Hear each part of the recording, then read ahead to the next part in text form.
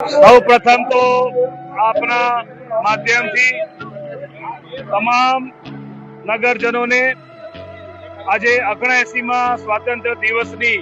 ખૂબ ખૂબ શુભેચ્છા પાઠવું છું। અને આ સ્વતંત્ર દિવસ જે આપણે મનાવી રહ્યા છે ત્યારે આ સ્વતંત્રતા મેળવવા માટે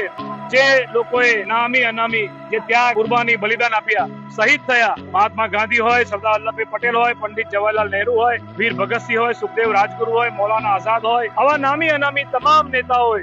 જેમને આ દેશ માટે કુરબાની આપી ત્યારે એટલી કુરબાની બાદ આપણે દેશમાં આઝાદી મળી, સંવિધાન બન્યું, બંધારણ બન્યું અને બંધારણને સંવિધાને આપણને અધિકારને હક્કો આપ્યા। પરંતુ આજે આટલા વર્ષો પછી છેલ્લા 11 વર્ષથી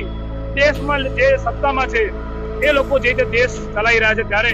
આજે સામાન્ય નગરજનોને પ્રજાને પણ એવું લાગે છે કે આપણે ગુલામી બાજુ જઈ રહ્યા ત્યારે આ બીજી આઝાદીની લડાઈ લડવાનો સંકલ્પ કોંગ્રેસ પાર્ટીએ લીધો છે। અને અમારા નેતા રાહુલજી ગાંધી જેમને આખા દેશમાં ભારત જોડો યાત્રા કરીને એક દેશમાં જે પરિવર્તનનું મોજું ઊભું કર્યું અને આ દેશને જોડવાની જે વાત કરી, બંધારણને સંવિધાન બચાવવાની વાત કરી, તમે જુઓ કે એ રાહુલજી ગાંધીના નેતૃત્વમાં આખા દેશની અંદર આજે લોકો વિશ્વાસ વધારે મૂકી રહ્યા છે।